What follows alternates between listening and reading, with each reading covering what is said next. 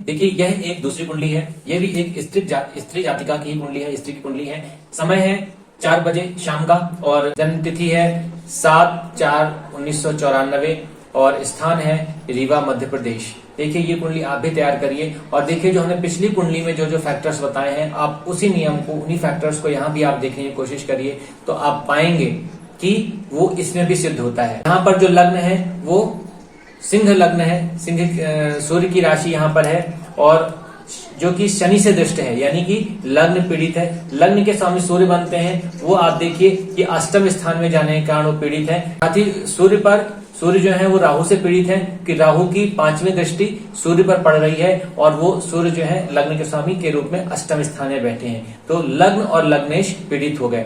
इसके बाद हम देखते हैं चतुर्थ स्थान को। चतुर्थ में देखिए राहु बैठा हुआ है, इस कारण से चतुर्थ स्थान पीड़ित हुआ और चतुर्थ के स्वामी मंगल बनते हैं जो कि अष्टम स्थान में जाकर बैठे हैं। इस कारण से अष्टम स्थान में जाने के कारण इन्हें अष्टम का दोष लगा और ये मंगल भी पीड़ित हो गए। इसके बाद हम आते हैं पंचम स्थान को देखते हैं। पंचम स्थान में देखिए गुरु की राशि है, तो यहाँ पर कोई ऐसी बुरी दृष्टि या युति नहीं है, किंतु आप देखिए कि गुरु की एक राशि जो है वो द्वादश स्थान पर है और वहां पर सूर्य और मंगल, ये जो गुरु की दूसरी राशि है उस पर सूर्य और मंगल जैसे नैसर्गिक क्रूर ग्रहों का प्रभाव है, इसलिए यह प्रभाव गुरु की दूसरी राशि पर भी माना जाएगा। इस तरह से पंचम स्थान भी पीड़ित हुआ क्योंकि यहाँ पर गुरु की राशि है और गुरु जो है मंगल से पीड़ित है। मंगल से दृष्ट होने के कारण मंगल की 1 2 3 4 5 6 7 8 8वीं दृष्टि गुरु पर यानी पंचम के स्वामी पर पड़ रही है। इस कारण से पंचमेश भी पीड़ित हुए, यानी लग्न, लग्नेश, चतुर्थ, चतुर्थेश, पंचम और पंचमेश पीड़ित हुए। अब हमारे पास जो देखने के लिए बचा है वो चंद्रमा और बुध है। देखिए चंद्रमा शनि के साथ होने के कारण बहुत ही ज्यादा ये चंद्रमा पीड़ित हो गए हैं, क्योंकि जब शनि और चंद्रमा एक साथ हो जाते हैं तब मनुष्य के दिमाग में, मन में विचार इतना ज्यादा आते हैं, मन चलायमान इतना ज्यादा हो जाता है कि जैसे हमने कहा कि कोई कार है वो 100-200 की स्पीड से, फुल स्पीड से भाग रही है और उसमें ड्राइवर नहीं है, उसको कंट्रोल करने वाला कोई भी नहीं है। तो इस प्रकार के विचार इतने ज्यादा आते हैं और विचारों का बहुत ज्यादा आना, मन का, दिमाग का बहुत ज्यादा एक्टिव हो जाना ही पागलपन है। मेडिकल की भाषा में वही पागलपन कहलाता है। तो ये चंद्रमा पीड़ित हो गए और अब बचे बुध। तो बुध देखिए मंगल और सूर्य जैसे क्रूर ग्रहों के साथ अष्टम स्थान में आने और राहु से दृष्ट होने के कारण बुध भी पीड़ित हैं। यानी कि पागलपन के लिए जो फैक्टर्स होते हैं उसके लिए आपको क्या क्या देखना होता है, उसके लिए आपको लग्न को देखना है, लग्न के स्वामी को देखना है, चतुर्थ भाव को देखना है, चतुर्थ स्थान के स्वामी को देखना है, पंचम स्थान को देखिए, पंचम स्थान के स्वामी को देखिए कि कहीं वो पीड़ित तो नहीं है,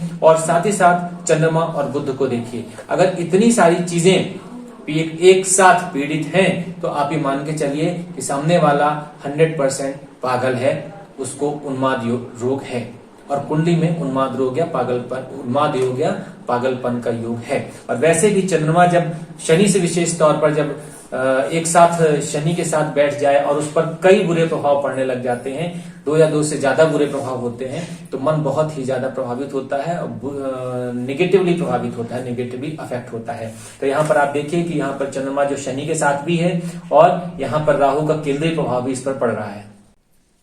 साथ ही साथ आप देखेंगे कि एक तरफ चंद्रमा के एक तरफ सूर्य और मंगल है और दूसरी तरफ यानी इस तरफ जो है केतु की दृष्टि है, यानी कि 6वें स्थान पर केतु की दृष्टि है, 7वें स्थान में चंद्रमा शनि के साथ विराजमान है और अष्टम स्थान में सूर्य और मंगल जैसे क्रूर ग्रह बैठे हुए हैं। यानी यह घर चंद्रमा पाप कर्तरी योग में आ गया, यानी चंद्रमा पर कम से कम 3 बुरे इफेक्ट तो यही आ गए। और साथ ही साथ जो हमने आपको जो इफेक्ट बताए वो पागलपन के लिए अपने आप में पर्याप्त योग है। तो ये कुंडली भी एक ऐसे व्यक्ति की है, एक ऐसी जातिका की है जो मनोविकारों से पीड़ित है। आशा है कि आपने पागलपन योग, उन्माद योग को कुंडली में कैसे देखा जाए इस बात को बहुत अच्छे से समझा होगा।